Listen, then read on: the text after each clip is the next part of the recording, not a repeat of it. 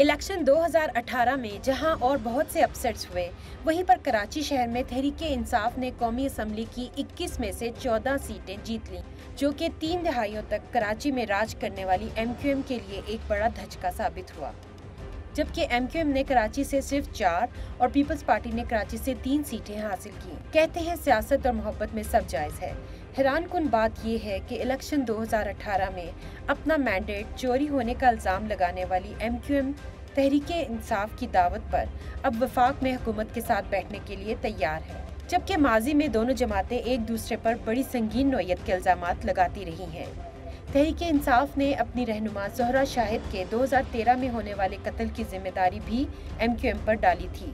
हमारी ज़हरा हुसैन का जो इन्होंने कत्ल किया कराची में, मैं इंशाल्लाह कल इसके ऊपर पूरा अपना लायमल दूंगा, लेकिन हम डायरेक्टली रिस्पॉन्सिबल इस पे होल्ड करते हैं अल्ताफ हुसैन को और बरतानिया की गवर्नमेंट को। इसके अलावा भत्ताखोरी, टारगेट किलिंग, जमीनों पर कब्जे, चाइना कटिंग के इल्जामात भी तहरीक-ए-इंसाफ MQM पर लगाती रही है। MQM ने अपनी मिलिटेंट विंग तैयार किए, उन्होंने लोगों को मारना शुरू किया, उन्होंने दहशतगर्दी शुरू की, उन्होंने भत्ता इकट्ठा करना शुरू किया। एक आदमी खुद लंदन में बैठ के मुसलसल इनको वहां से बैठ के खौफ तारी किया हुआ दहशतगर्दी की वजह से दहशत फैला के वो कराची को कंट्रोल करता है और जो पॉलिटिकल पार्टी आती है उसके साथ अलायंस कर लेती है।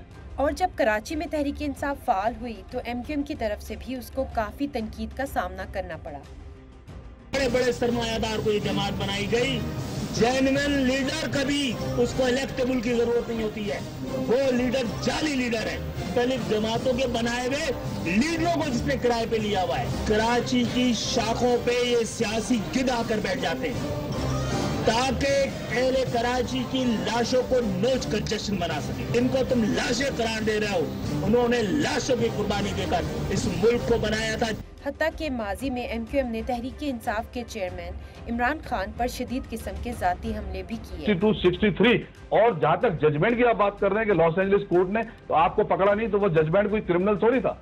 उसने तो ये कहा है, उस जजमेंट की कॉपी भी है, उसमें तो ये दिया गया है कि ये जो बच्ची है जिसके लिए वो केस किया गया था वो उसके आप वालिद हैं।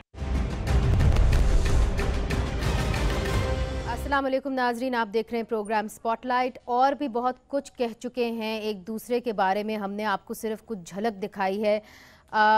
12 मई 2007 को जब वकला और सियासी जमातों पर हमला हुआ तो इमरान खान ने कहा कि MQM के कारकुनों ने कराची की सड़कों पर कत्लो गारत की। उस वक्त ज़हरा शाहिद के कत्ल के मुल्ज़मान का मुकदमा इंसाद दहशतगर्दी अदालत में चल रहा था और अभी भी चल रहा है। और 5 दिन पहले इनमें से एक इतराफ़ कर चुका है कि उन्होंने ही ज़हरा शाहिद या ज़ारा शाहिद, बेटर प्रोनाउंसिएशन, का कत्ल किया। इन 4 के 4 मुल्ज़मान का ताल्लुक़ नाजरीन MQM से है। इस वक्त हमारे साथ हैं शला रज़ा साहिबा, पाकिस्तान पीपल्स पार्टी की रहनुमा हैं, किसी भी तारुफ की मोहताज नहीं है, कराची से हमें ज्वाइन कर रही हैं। उनके साथ हैं अली रज़ा आब्दी साहब, आप भी कराची से हमें ज्वाइन कर रहे हैं, MQM पाकिस्तान के रहनुमा हैं। और इधर इस्लामाबाद में अभी ही तशरीफ़ लेके आए हैं सदाकत अब्बासी साहब, तहरीक-ए-इंसाफ की आप इस वक्त नुमाइंदगी कर रहे हैं। और हम उम्मीद कर रहे हैं कि आइंदा जो एक नया पाकिस्तान आया है तो आप वक्त की पाबंदी भी करेंगे अगर आप चाहें तो। अच्छा जी, सबसे पहले जाती हूँ आपकी जानिब अली रज़ा आब्दी साहब। इतना कुछ जब आप दूसरे के बारे में कह चुके हैं और फिर आप MOU साइन करते हैं, इस MOU के तहत आपने ये कहा कि लोकल बॉडीज़ को आप एम्पावर करेंगे और यही एक डॉक्यूमेंट है जिसके तहत आपका एक ट्रस्ट बिल्ड होगा। इस MOU की एक कानूनी हैसियत क्या है? बहुत शुक्रिया मुनीसे। हम लोगों ने जो MOU साइन किया है इसमें it's a basic understanding between the political parties basically, जिसको हम ये समझते हैं कि PTI के पास अभी जैसे भी ये जो इतने नंबर्स आए हैं, ये एक लार्जेस्ट पॉलिटिकल पार्टी बन के सामने आई है। हमारी रिजर्वेशंस अपनी जगह, जिसको हम लोग रेज भी कर रहे हैं, प्रेस कॉन्फ्रेंसेस भी कर रहे हैं, प्रोटेस्ट भी कर रहे हैं, इलेक्शन कमीशन में भी जा रहे हैं, हाई कोर्ट में भी जा रहे हैं, सुप्रीम कोर्ट में भी जाएंगे। तो ये असाइड फ्रॉम दैट पीटीआई एक लार्जर नंबर लेके आई भी है। और इससे पहले भी अगर आप देखें तो 2013 में भी हमने नून लीग को वोट दिया था, उनके पीएम को दिया था, चेयरमैन स्पीकर डिप्टी स्पीकर को दिया था। इसी तरह 2008 में, 2002 में और 90s में भी जो गवर्नमेंट्स आई थी जो ज़्यादा सीट्स लेके आती थी उनको हम इसी तरह सपोर्ट करते थे। इनके साथ पीटीआई के साथ अलबत्ता ये बात ज़रूर है कि इन्होंने कराची में जो सीट्स दिलवाई गई हैं इनको, वो ज़ाहिर मुत्तहिदा कौमी मूवमेंट की सीट्स हुआ करती थीं। और हमारे पास एविडेंसेस भी हैं कि किस तरह हुई है ये सारी वारदात। पूरा दिन का पोलिंग प्रोसेस तो बहुत अच्छा रहा और इसमें मैं कतई बिल्कुल भी पीटीआई को इल्ज़ाम नहीं दे रहा, क्योंकि पीटीआई इसकी बेनिफिशरी ज़रूर है लेकिन पीटीआई इस प्रोसेस में नहीं थी। पीटीआई को शायद पता भी नहीं था कि उनके साथ क्या हो रहा है, कि उनको इसमें इलेक्शन कमीशन ऑफ पाकिस्तान, जाहिर सी बात है उनकी अल्टीमेट रिस्पॉन्सिबिलिटी आती है और अगर लॉ इन्फोर्समेंट भी थी उसके साथ तो वो इलेक्शन कमीशन की ही रिस्पॉन्सिबिलिटी थी कि उसको कैसे मैनेज किया जाता, और उसके साथ साथ केयर टेकर गवर्नमेंट जो है उसकी रिस्पॉन्सिबिलिटी थी क्योंकि उसकी जिम्मेदारी थी ये हुकूमत के ये इलेक्शंस कराना। अली रजा साहब, अगर बात को आगे बढ़ाएं, चूँकि आपने देखिए ना, आप हमेशा जब आप इक़्तिदार में आते हैं तो बहुत चीज़ें भूल भी जाते हैं। अब आपको क्या उम्मीद है कि आप जो है एक तरीके से इनके साथ चल पाएंगे? आर यू कॉन्फिडेंट कि लोकल बॉडी सिस्टम जो फ़ाल नहीं हो पाया पाकिस्तान पीपल्स पार्टी की गवर्नमेंट के अंदर, वो अब हो जाएगा पाकिस्तान तहरीक इंसाफ की निगरानी में? मनीज़े नहीं हो सकता, मैं सच्ची बात है, क्योंकि ये प्रोविंशियल गवर्नमेंट से परटेन करता है और 18वीं तरमीम के बाद कोई इन्वॉल्वमेंट फेडरल गवर्नमेंट की नहीं हो सकती लोकल गवर्नमेंट सिस्टम में अगर लेजिस्लेशन कराई जाए। लेकिन एक सिस्टम है कि जिसके through direct funding federal government की मेयर को हो सकती है, गवर्नर के थ्रू हो सकती है। उसके तहत हम उम्मीद करते हैं कि जो हमारे पास पेंडिंग प्रोजेक्ट्स हैं जिनको हम सूबाई हुकूमत एंटरटेन नहीं कर रही, वो हम फेडरल गवर्नमेंट से उनके लिए मेगा प्रोजेक्ट्स के लिए फंडिंग लेके उस पर काम करवाएं। तो ये एक हमारे पास ऑप्शन है। और लेजिस्लेशन के लिए मुनीज़ा इसमें एक और छोटी सी बात ये है कि जी ठीक है, अगर हमारी अंडरस्टैंडिंग होती है पीटीआई के साथ जैसे हो गई और अगर आगे चलती है ये, तो उसमें हम ये ज़रूर कर सकते हैं कि पीपल्स पार्टी की गवर्नमेंट से, जो कि उनके पास ब्रूट मेजॉरिटी है सिंध में, उसके ख़िलाफ़ एहतजाज, और ये अब ये पीटीआई जो है ये धरनों में माहिर है, बाकी एहतजाज वगैरह हम भी बहुत अच्छे कर लेते हैं, तो हम दोनों अगर मिल के कुछ ऐसी पोजीशन क्रिएट कर सकते हैं जिसमें पीपल्स पार्टी को शायद प्रेशर पड़े और जो इख्तियारात लोकल गवर्नमेंट को डिवॉल्व इन इफेक्ट करने हैं। फिर हमने नेशनल सुप्रीम कोर्ट में एक आर्टिकल 140A की ट्रांसलेशन और डेफिनेशन के लिए और उसकी इम्प्लीमेंटेशन के लिए भी पटिशन डाली हुई है, जिसमें हमने पीटीआई से दरख्वास्त की है कि वो अगर हुकूमत बना लेते तो उनका अटॉर्नी जनरल जो है उसकी पैरवी भी करेगा साथ में। अच्छा शैला रज़ा साहिबा, आप मुस्कुरा रही हैं मगर ये आपको एक टफ़ टाइम देने जा रहे हैं कराची में, सिंध के अंदर। तो आप तो एक ग्रैंड ऑपोजिशन अलायंस के तौर पे यहाँ पे आ रहे हैं और एहतजाज की बातें कर रहे हैं, मगर एहतजाज तो ये भी कर सकते हैं, बात तो इनकी ठीक है, लोगों को इकट्ठा तो ये कर सकते हैं। अच्छा, आज मुझे अलजबरा का माइनस माइनस प्लस बहुत अच्छी तरह समझ आया। अच्छा, हमें भी समझा दीजिए। अच्छा, उन्होंने कहा ना वो भी धरनों में माहिर हैं, हम भी एहतजाज अच्छा कर लेते हैं तो हम मिलके अच्छा कर लेंगे। अच्छा, अब ये है कि पीटीआई और एमक्यूएम की दोस्ती कोई नई नहीं है। जब अल्ताफ हुसैन की कायदाना लीडरशिप में इन्होंने लोकल बॉडी का इलेक्शन लड़ा था तो मेयर और डिप्टी मेयर के लिए पीटीआई ने इन्हें सपोर्ट किया था। लेकिन इसके साथ साथ मैं ये समझती हूँ कि फैसल वावडा ने एक केस किया हुआ है नैब में, और वो ये है कि वसीम अख्तर साहब को 20 महीने में 16.5 अरब रुपए पीपल्स पार्टी की सूबाई गवर्नमेंट ने दिए और वो इस तरह इस्तेमाल हुए, वो सारा लिखा हुआ भी है, बहुत ज़्यादा डिटेल है उसकी। तो अब जो फैसल वावडा के मसाइल हैं वो फिर दौर शमीम नकवी की ज़बानी भी अदा हो गए हैं। तो अब मुझे तो नहीं लगता कोई टफ टाइम, क्योंकि जब ये लोकल बॉडी एक्ट बना था तो इंतखाबात में इसलिए देर हुई थी कि एमक्यूएम ने इसको चैलेंज किया था कोर्ट में, लेकिन फिर हमारे हक में फैसला आया था कि ये एक्ट सही है। ठीक। और फिर इस एक्ट के अकॉर्डिंग हमने इन्हें आईनी फंडिंग की, और इसीलिए जो कचरा है या कुछ भी है उसका उस बहस के अंदर हम आगे जाएंगे। मेयर को कर रहे हैं, हमें नहीं कर रहे। मेयर को कर रहे हैं, वो ये नहीं कह रहे कि आप मेयर को, आप इन्हें पैसे दें, बल्कि वो कह रहे हैं ये कचरा उठाएं, इनका मैंडेट है। अच्छा, तो अब ये पार्टीज की मर्जी है कि वो जिसके साथ अलायंस करें, इनको अपना अलायंस। इसमें कोई शक नहीं कि पार्टीज की मर्जी है, मगर सदाकत अब्बासी साहब पहले तो मुबारक हो आपको आपके इलेक्शन के ऊपर, मगर दूसरी तरफ आपने, चूंकि आप लेट आए, आप सुन नहीं पाए, हमने जो आप लोगों ने एक दूसरे के बारे में कहा है, हमने वो चलाया है। उससे ज़्यादा जो एक सीरियस मामला है वो आपकी वहाँ पे जो सदर थी कराची की ज़ारा शाहिद, उनके कत्ल के हवाले से अभी कोई 4 दिन पहले जो मुल्ज़िमान हैं और कहा जाता है कि इंसादी दहशतगर्दी में उनका ताल्लुक़ MQM से है, उन्होंने कबूल कर लिया है कि ज़ारा शाहिद का कत्ल हमने किया था। जब इस किस्म के घिनौने इल्ज़ामात से आगे जुराइम हों तो आप लोग, वैसे तो नेशनली आप लोग ये फैसला कर लेंगे, लोकल सतह पे कैसे बैठेंगे आप? मुझे पहले तो शुक्रिया आपने बुलाया, और जो ये लेट होने का कुछ हमारी कोऑर्डिनेशन था, मुझे लगा था कि प्रोग्राम आपका कैंसिल हो गया, तो बाद में मुझे कोऑर्डिनेशन हो, इससे मैं पहुँचूँ। जहाँ तक 2 बातें आपने, एक तो पॉलिटिकल एडजस्टमेंट है और एक केसेस हैं जो कोई क्रिमिनल एक्टिविटीज़ हैं और वो आप बात कर लें। एक तो ये है कि MQM की एक तारीख है 22 अगस्त 2016 से पहले की और बाद की, और अल्ताफ़ हुसैन साहब को माइनस होने के बाद MQM पाकिस्तान है। खान साहब ने, आपने वो सुनाया होगा, खान साहब ने इनके ख़िलाफ़ का कहा, लेकिन खान साहब ने ये भी कहा था कि MQM और हम बड़े नज़रियाती तौर पे बड़े करीब हैं। अगर ये एक एस्पेक्ट पे जो मिलिटेंसी है उस एस्पेक्ट पे इमरान खान साहब ने एतराज़ किया था। तो दूसरी बात ये कि जैसे अगर फैसल वावडा ने भी केस किया है और हमारे भी कोई केसेस चल रहे हैं, तो वो हम इमरान खान आज खुद एक लिहाज से अपॉइंट हो या नॉमिनेट हो गए प्राइम मिनिस्टर, वो भी आज अपने केस के सिलसिले में नैब के सामने पेश हुए। मैं समझता हूँ ये 2 अलग बातें हैं।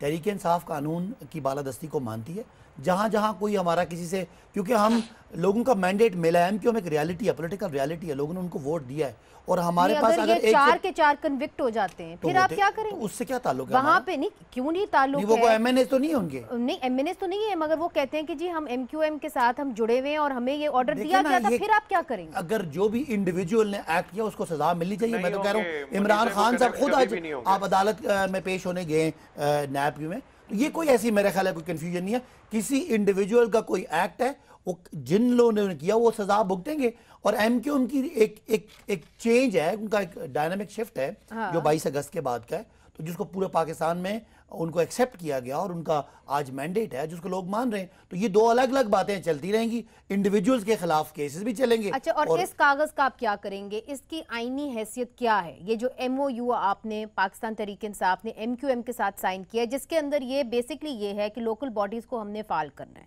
जो नहीं हो पाया कराची के अंदर, जिसकी वजह से कराची के हालात रहे सो रहे। लोकल बॉडीज हम इसलिए भी, जब हमारी और MQM की इख्तलाफ भी था, तो MQM के जो उनके जो मेयर थे वो कहते थे कि हमें KPK का तरह का लोकल बॉडी निज़ाम दिया जाए। तो जैसे अपने हमारे MQM के रिप्रेजेंटेटिव ने बताया भी आपको कि हम जिस हद तक सपोर्ट कर सकते हैं उनको करेंगे। गो कि ये प्रोविंशियल सब्जेक्ट है, लेकिन PTI की जो फेडरल गवर्नमेंट है, जहाँ तक हो सका हम as a political party, as a federal government उनको पूरा सपोर्ट करेंगे कि जो पीपल्स पार्टी को प्रेशराइज करेंगे कि लोगों को एम्पावर करें, और जो लोकल गवर्नमेंट है उसको फाइनेंशियली और पॉलिटिकली अदरवाइज उसको हम मिलके एज अ कलेक्टिव फोर्स काम करेंगे। जी अली साहब, मगर दूसरी तरफ जी शैला साहिबा, जी शैला साहिबा, मैं सदाकत अब्बासी साहब आपको यही तो बता रही हूँ कि आपने इस MQM से नहीं, अल्ताफ हुसैन की MQM को भी मेयर और डिप्टी मेयर में सपोर्ट किया था। दूसरी बात यह है कि ये जो आप कह रहे हैं कि इनको एम्पावर करेंगे, आप ही का साथी तो कह रहा है कि ये एम्पावर्ड हैं, इनको दिए गए 16.5 अरब रुपए। वो एक जो 16.5 अरब रुपए एम्पावर्ड इस तरह नहीं होता मेरी बहन। हम ये कह रहे हैं कि जो सिस्टम है, लोकल गवर्नमेंट का सिस्टम है, उनको financially, politically, administrative wise empower करना है, उस तरह का बलदियाती निजाम दें जिस तरह का हमने KPK में दिया। हैं, वरना अरशद वोरा अलग ना होते। उनको सारे इख्तियारात है, वरना अरशद वोरा अलग ना होते। मगर अली साहब जहाँ तक मैं बात समझी हूँ करती है, जब ही तो नैब में गई है। मगर अली साहब जहाँ तक मैं समझी हूँ, इख्तियारात तो आपको KMC के तो जो थे वो एक तरीके से खत्म हो गए हुए थे ना, और उसको बिल्कुल ही आपने रिड्यूस कर दिया था और पैसों का भी मामला था। तो अब आप कॉन्फिडेंट हैं कि इस MOU के तहत आप कराची के मसाइल कम अज़ कम हल कर लेंगे? देखिए, सबसे पहले तो ज़ारा शाहिद मरहुमा का के बारे में मैं बता दूं कि वो जो लड़का पकड़ा हुआ गया और दिखाया जा रहा है ना कि MQM का है, MQM लंदन का है या MQM पाकिस्तान का है, वो बयान ये तो आप बहुत पहले से इस तरह की चीज़ें चलती भी आ रही हैं कि जी कोई भी आके खड़ा हो जाता है और वो कह देता है मैं MQM का। 6 जून 2018 को आरिफ अलवी साहब ने ट्वीट की थी, जो कि मैं भी देख रहा हूँ डिलीट कर चुके हैं उस ट्वीट को, और नीचे कुछ लोगों के कमेंट्स भी हैं उस पर।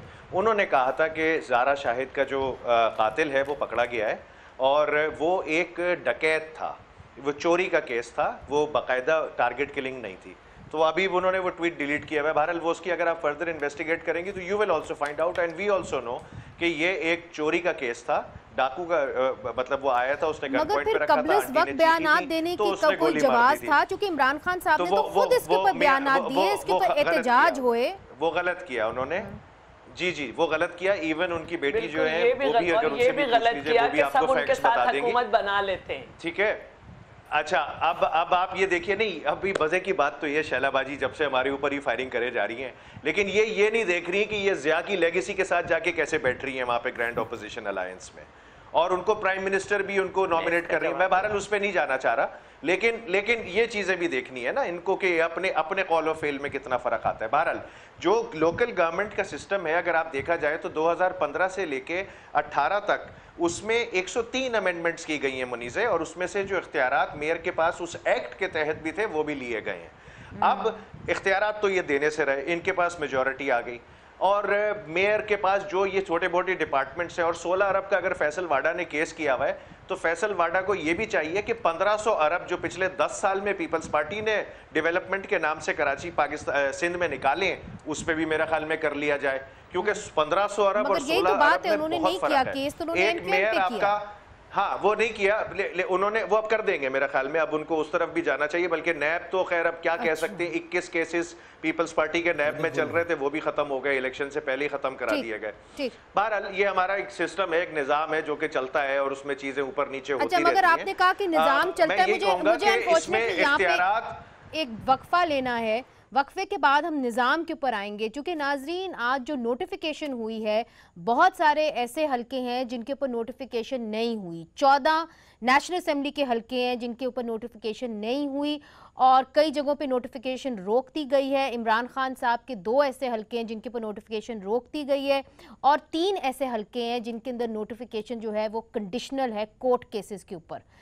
फवाद चौधरी साहब कह चुके हैं कि इसके ऊपर एक बहरान पैदा हो सकता है। आपको पता है कि सियासतदानों ने असेंबलियों के अंदर आना है, उन्होंने हल्फनामा लेना है, जिसके बाद स्पीकर का इलेक्शन होना है, डेप्यूटी स्पीकर का इलेक्शन होना है, और फिर वज़ीर आज़म का होना है। अगर इलेक्टोरल कॉलेज ही मुकम्मल नहीं होगा तो फिर बहरान तो पैदा होगा। इस पर हमने बात करनी है और एक वक्फे के बाद। वेलकम बैक नाजरीन। अब इलेक्शन तो हो गए हैं जैसे तैसे भी, और हल्फ लेना नाजरीन अभी बाकी है, पर एक बहुत बड़ा मसला आ रहा है। पहले ही इमरान खान को वफाक में हुकूमत बनाना मुश्किल लग रहा था, क्योंकि हुकूमत बनाने के लिए 172 सीटें चाहिए, पर आज इलेक्शन कमीशन ने नोटिफिकेशन जारी किए हैं जिसके तहत कौमी असम्बली के 14 और पंजाब असम्बली की तकरीबन 7 नताइज जो हैं वो रोक लिए गए हैं, क्योंकि इन पर मुख्तलिफ अदालतों में केसेस चल रहे हैं। इमरान खान, अयाज सादिक और परवेज़ खटक के नताइज भी अदालती फैसलों से मशरूत हैं। तो नाजरीन, एक तरीके से बहरान पैदा होने जा रहा है, जिसका फवाद चौधरी साहब ने भी जिक्र किया है। आपको क्या लग रहा है कि इमरान खान साहब हल्फ तो ले लेंगे, मगर वो तलवार लटकती रहेगी उनके ऊपर कि आज गए कल गए? जी, ये इलेक्शन कमीशन के इस रवैये के पे लोग शिकायतें भी कर रहे हैं, और जैसे मेरे बहन भाई ने भी कंप्लेन की कि ये जो तरीक़ाकार है वो ठीक नहीं है, बिकॉज इतनी बड़ी आपको पता है एक ट्रांजिशन होती है एक गवर्नमेंट से दूसरी गवर्नमेंट जाने में की तरफ, जो ट्रांसफॉर्मेशन होती है उसमें ये रुकावट बनी हुई है। और अगर कोई किसी पे एतराज़ भी है, लीगल एतराज़ है, तो उसको निपटाया जाए। इलेक्शन कमीशन के पास उनके पास रिसोर्सेज हैं और टाइम है। अगर किसी पे कोई एतराज़ है तो एक दो दिन में हो जाना चाहिए था। 25 को इलेक्शन हुआ था, उनका एतराज़ यह है कि इससे जो एक हुकूमत साजी है उसमें डिले हो रहा है, और जिससे और आइनी और एक मुल्क में जो खासकर मुआशी एक बहरान होता है जब गवर्नमेंट आती है तो अनसर्टेनिटी जो अच्छा, ठीक है। उस वजह से शैला रजा साहिबा, आप तो असेंबली की स्पीकर भी रह चुकी हैं, तो अगर इस कंडीशन के अंदर इमरान खान साहब इस तरह वोट लेते हैं, वजीर आजम बनते हैं, तो आपको नहीं लगता कि ये ठीक कह रहे हैं कि अनसर्टेनिटी की एक फिजा तो कायम रहेगी? अच्छा, पहले मैं जरा एक बात की वजाहत कर दूं कि आपके यहाँ टिकट 13 अरब का था, वो हमने ठीक कर लिया, 16.5 अरब रुपए दिए, वो हमने ठीक कर लिया। और दूसरी बात ये कि हमारे डेवलपमेंट पे 1500 अरब नहीं 800 कुछ अरब हैं, और ये बिल्कुल उसी तरह की बात है कि 90 अरब लाड़काना के, वो भी 23 या 28 करके कुछ हैं जी, ठीक है। अच्छा, दूसरी बात मैं ये कहना चाहती थी कि आज मुझे एक बड़ी अजीब सी सूरत हाल नज़र आई कि इमरान खान का जो एक उन्होंने जिसमें उन्होंने अपना वोट जो है वो शो किया मीडिया के सामने, तो उसकी वजह से उन्होंने उसको कहा कि ये नोटिफिकेशन रोक दिया। लेकिन अगर जाहिर है कि ये गलत है इलेक्शन एक्ट के और सारे इसके एथिक्स के, और इसकी सज़ा भी 6 महीने है, तो अगर आपने यहाँ नोटिफिकेशन रोका तो पूरे पाकिस्तान में कानून का इतलाक़ एक ही है, तो आपने 2 की मशरूत क्यों कर दी? तो ये भी एक अजीब बात है।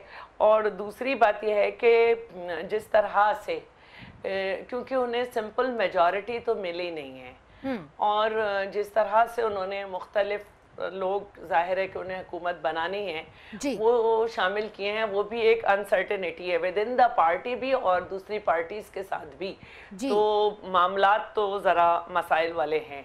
ठीक, तो अली साहब, जिस तरह के शैला साहिबा ने कहा कि मसला तो उधर ही है और एक तलवार भी लटक रही है, आपके जो लीडर थे अब हम ना उनको सुनते हैं, ना उनका कोई एक इन्वॉल्वमेंट है, ना कोई रोल रहा पाकिस्तानी सियासत में, जरदारी साहब के ऊपर भी केसेस चल रहे हैं, इमरान खान साहब के ऊपर तलवार लटक गई, तो लोग -3 का बात करते हैं। आपको क्या लग रहा है क्या होने जा रहा है? इस पे तो मैं कुछ नहीं कह सकता कि आगे क्या होगा, लेकिन जैसे नवाज शरीफ साहब भी एक तरह से माइनस हो चुके हैं, और हमें भी अलहदगी करनी पड़ गई 22 अगस्त के बाद से। आगे पॉलिटिकल लीडर्स के साथ क्या होता है वो चीज़ें अपनी जगह पे देखने की हैं अभी, लेकिन मैं ये ज़रूर कहूँगा कि ज़ाहिर है किसी भी पॉलिटिकल वर्कर के लिए उसकी क़यादत को ज़ोर ज़बरदस्ती करके हटाना वो उसमें रिजेंटमेंट ही पैदा करता है, और वो लॉन्ग रन के लिए कभी भी कामयाब नहीं होता। भुट्टो साहब को जब फांसी दी गई थी तो उसके बाद तो ऐसे लगा था कि जैसे शायद भुट्टो साहब ख़त्म हो गए या उनकी लेगेसी ख़त्म हो गई, लेकिन उसके बाद पीपल्स पार्टी बहुत मजबूत होके आई। नवाज शरीफ साहब जब 99 में उनको भेजा गया था बाहर, तो उस वक्त भी ऐसे लग रहा था कि शायद ख़त्म हो गई बिल्कुल PMLN, और उसके बाद ये वापसी नहीं होगी, लेकिन वो भी एक भरपूर ताकत से वापस आए। तो ये पॉलिटिकल सिस्टम्स होते हैं जो कि कंटिन्यू रहने चाहिए, और वो नेचुरली डिफ्यूज़ हो जाए तो वो ज़्यादा बेहतर है कि वो उसको अपने ताकत पे अपने टाइम पे उसको ख़त्म हो जाए, या वो आगे कहीं और निकल जाए, वो उसमें होना चाहिए। लेकिन ज़ोर ज़बरदस्ती करेंगे आप तो फिर वो ठीक है, टेम्परेरी तो आप लल इसमें पैदा कर सकते हैं, बट लेटर ऑन इसके रेपरकशंस हैं। देखिए बाजी साहब जी, आप कुछ कहना चाह रहे हैं? जी, दो इश्यूज को बड़ा मिक्सअप किया जा रहा है। इमरान खान साहब का एक माइनर सी एक बात है, उसको जरदारी साहब के जो केसेस, सॉरी मियां साहब के जो केसेस है, करप्शन के और जिन पे सजा हो चुकी है, आप प्रिंसिपल पे वो मैं कह रहा हूं कि वो बाकियों अभी उसका डिसीजन आना है, जो भी कोर्ट ऑफ लॉ ने डिसाइड करना है। उन्होंने जो एतराज लगाया, इस एक माइनर छोटी सी बात को मियां साहब के साथ मिलाना को माइनस, या इवन अल्ताफ हुसैन साहब करेंगे, मैं सिर्फ ये बात कर रहा हूं, ये बात है ना, जो भी फैसला वो आप एक्सेप्ट करेंगे। एक चलते चलते एक छोटी सी एक एक्ट है, जबकि वो अल्ताफ हुसैन साहब या वो जो एक मामला है, या जो नवाज शरीफ साहब का मामला है, वो बहुत पीक पे उन पे पूरे प्रोसेस चले, तो मैं समझता हूँ ये ऐसी हाइप बन गई है, कोई ऐसा इशू नहीं है, और ये प्रोसेस अगले 2 दिन में जो भी फैसला आया, आप लोगों ने कुछ तो बात की होगी कि जो भी फैसला आया आप उसको एक्सेप्ट करेंगे? नहीं, फैसला जो भी आया उसके अगले फोरम भी है, एक्सेप्ट भी करेंगे। आज इमरान खान साहब खुद जाके नैब में पेश हुए, वो तो एक मिसाल है, लेकिन जो ये रिलेट कर रहे हैं ना कि माइनस अल्ताफ हुसैन और माइनस नवाज शरीफ, जिसका भी लीडर जाता है ना माइनस होता है, वो समझता है कि ये कोई इतना बड़ा, ये कोई इतनी बड़ी वजूहत नहीं थी जिसकी वजह से वो गए। हर पार्टी के लिए उसके लीडर की अहमियत होती है। लेकिन मियां साहब को 1.5-2 साल से केस चला सुप्रीम कोर्ट में, नैब में, उनकी अदालत में उनको सजा हुई है, और इसी तरह मतलब जो बाकी एमक्यूएम के लीडर है उनकी तो कहानी कोई और है। तो मैं समझता हूँ ये एक हाइप बन गई आज की, लेकिन ये जो ये हाइप है ये कल तक डाइल्यूट हो जाएगी जब वो उनका फैसला आ जाएगा। आपकी उम्मीद है। इधर हमने छोटा सा वक्फा लेना है, वक्फे के बाद हम फिर वापस आते हैं, हमारे साथ ही रहिएगा। सनाउल्लाह साहब कह रहे थे कि चूंकि स्पीकर का जो इलेक्शन होता है वो सीक्रेट बैलेट के तहत होता है, तो उसके अंदर अपसेट्स भी हो सकते हैं कि जो आपकी ग्रैंड ऑपोजिशन अलायंस है उनके नंबर इनसे ज़्यादा निकल आए, एमक्यूएम और पीटीआई से। तो आप भी यही समझती हैं कि ये हो सकता है? पहले तो मैं ये कह दूं कि अली रज़ा ने कहा था कि हम ज़ियाउल हक की PMLN के साथ कैसे बैठ गए, इसलिए कि वो उनका राइट है कि उनको ज़्यादा मैंडेट मिला है एज अपोजिशन पार्टी। तो जब तमाम पार्टीज़ जो हैं वो ये कह रही थी कि हम पार्लियामेंट में नहीं जाएंगे, तो हमने सबको मनाया, और जब सबने हमारी बात मानी और मुख्तलिफ मराहिल तय किए, तो हमें भी एक बात माननी थी जिस तरह सब ने हमारी बात सेनेट के इलेक्शन में मानी थी। हाँ, हम पंजाब में उनके साथ गवर्नमेंट का हिस्सा नहीं है। अच्छा, दूसरी बात ये अब हतमी फैसला हो गया है कि पंजाब में आप उनके साथ नहीं जाएंगे, ये हतमी फैसला है आपका? जी, अभी तक तो यही है जो हम तक पहुंची है खबर, क्योंकि मैं भी टीवी से ही देखती हूँ, मैं पार्टी में इतने ऊपर जगह पे नहीं हूँ कि डिसाइडिंग। तो फिर सेनेट के अंदर कोई आप रद्दोबदल देखेंगे? देखिए, ये तो वक्त बताएगा आगे। अभी तो हम पहले इस मरहले पे हैं कि कब हुकूमत के लोग जो हैं उनको अनाउंस किया जाता है और कौन से के पास क्या पोर्टफोलियो आता है। आपने जो बात की थी, देखिए वज़ीर आज़म का जो है वो शो ऑफ हैंड से होता है इंतखाब, और स्पीकर डिप्टी स्पीकर का जो है वो हिडन या कहते हैं सीक्रेट बैलेट है। और मैं ये समझती हूँ कि खुर्शीद शाह साहब की पर्सनैलिटी को सब पसंद करते हैं, और बहुत ज़्यादा उन पे एज अपोजिशन लीडर एतमाद भी किया गया मुख्तलिफ मौक़ों पे। तो कोई अपसेट हो सकता है, इसमें कोई ऐसी बात नहीं, और हो सकता है नहीं भी हो, लेकिन अपोजिशन जो भी होती है उसका ये एक रिवायत है कि वो हुकूमत के सामने जहाँ भी असेंबली में कोई इंतखाब आता है उस पर अपना जो है वो कैंडिडेट पुट करती है। ठीक है, ये आपका इसमें कोई शक नहीं कि ये आपका हक है, मगर अली रज़ा आब्दी साहब, आप क्या समझते हैं कि ये अपसेट हो सकता है? और हमने देखा है कि जी सियासत के अंदर लेन देन तो होती है, तो अगर ये जाके वफाक में पाकिस्तान पीपल्स पार्टी, पाकिस्तान मुस्लिम लीग नून के साथ बैठती है, तो कुछ रद्दोबदल सेनेट में भी होगा? जी बिल्कुल, इसके चांसेस हैं, इसको रूल आउट नहीं किया जा सकता। पॉलिटिकल पार्टीज़ हैं, अपना फ़ैसला, अपने बहुत सारे जो फ़ैसले होते हैं या इरादे होते हैं वो पहले नहीं बताती हैं, दिखाती हैं, तो उसमें इनके पास हक भी है। अगर ये समझते हैं कि इनके पास नंबर्स हो जाते हैं तो ये उसके हिसाब से प्रोसीड कर सकते हैं। अब ये ज़ाहिर है जैसे दिन करीब आते जाएंगे उसमें थोड़ी सी और खींचातानी होगी, और इनके भी इरादे होंगे कि ये किसी तरह स्पीकर, डिप्टी स्पीकर का शॉट ले लें। बल्कि इनके इरादे तो जो नज़र आ रहे थे वो ये भी हैं कि शायद प्राइम मिनिस्टर के लिए भी ये लोग कोशिश करें, लेकिन उसमें शायद नंबर्स का कुछ आगे पीछे थोड़ा बहुत हो रहा है। बट वहाँ पे भी जा सकता है, क्योंकि अगर 172 इनके पूरे नहीं होते तो फिर उसके बाद जो काउंटिंग होगी वो काउंटिंग में से जो सबसे ज़्यादा जिसका होगा उसी को मिलेगा। तो ये चीज़ें भी देखने की हैं इसमें, क्योंकि अभी जो नोटिफिकेशन की वजह से रोके भी हैं हल्के, फिर बहुत सारे हल्के छोड़ने भी हैं, उसमें री इलेक्शंस भी होने, तो अभी कुछ गारंटी से नहीं कहा जा सकता। ठीक है, अब देखिए बासी साहब, बात ये है कि जिस तरह वो सीट्स कहीं और जा सकती हैं, ये जिस तरह वो कह रहे हैं कि वो सीट्स कहीं और जा सकती हैं, ऊपर से सेनेट के अंदर जो है इस वक्त ग्रैंड ऑपोजिशन अलायंस भारी है। क्या आपकी पार्टी ने कभी ये बात डिस्कस की है कि चलें ठीक है, अब हम कॉन्फ्रंटेशन की सियासत को छोड़ें और हम अपोजिशन के साथ कम से कम किसी किस्म का एक नरम रवैया लाएं? नहीं, देखें, पहली बात यह है कि जैसे इन्होंने कहा कि पहला तो उन्होंने जो स्पीकर का इलेक्शन है वो सीक्रेट बैलेटिंग होनी है, और उसमें जो नंबर पहले तो टोटल काउंट में जाना है और फिर नंबर प्रेजेंट पे जाना है। ये सारी पॉसिबिलिटीज़ हैं, लेकिन पीटीआई ने अपने वर्किंग पूरी की हुई है। हमने अपना जो नंबर है वो पूरा किया हुआ है और उस पर सेफ भी हमने किया हुआ है, और भी हमारी आज भी शाहजहान भुट्टी हमारी उनकी मुलाकात हुई है। लोग और भी आ रहे हैं क्योंकि जो छोटी पॉलिटिकल BNPM आपके साथ है, पॉलिटिकल ग्रुप जितने भी छोटे हैं वो देखते हैं कि मरकज़ में जिसकी हुकूमत आती है उनकी ज़रा उनसे डील अच्छी हो जाती है, तो उस हवाले से हमें उम्मीद है कि हम बड़ा सेफ चल रहे हैं। और अगर वैसे भी अददी बात करें तो हम 125 सीटें हमारे पास हैं और उसके बाद सबसे ज़्यादा जो अच्छा नंबर है वो नून के पास 64 है, वो हमसे आधे से भी कम है। तो वो PTI एक मैच्योर पॉलिटिकल पार्टी है। हम सारी हालात को देख के हमारे पास जो क़यादत है वो फैसला करेगी। और ये जो ये कह रहे हैं आपके ये जो चैलेंजेस है इनको हम मीट करेंगे। और जो सेनेट में जो हमें प्रॉब्लम बिल्कुल खत्म हो गया, मुझे इजाजत दीजिए, मैंने क्लोजिंग की तरफ जाना है। शला रजा साहिबा बहुत शुक्रिया, अली साहब बहुत शुक्रिया, कराची से आपने हमें ज्वाइन किया। तो नाजरीन, अभी तक जो वाज़ेह नंबर है ना हुकूमत की तरफ से और ना ही अपोजिशन की तरफ से सामने आया है, इसका बराह रास्त असर पंजाब के ऊपर भी होगा, शायद सेनेट के ऊपर भी होगा। आने वाले कुछ दिन जो होंगे वो बड़े दिलचस्प होंगे, हम इसके ऊपर रिपोर्टिंग करते रहेंगे, नजर रखेंगे। आज के लिए हमें इजाजत दीजिए, खुदा हाफिज।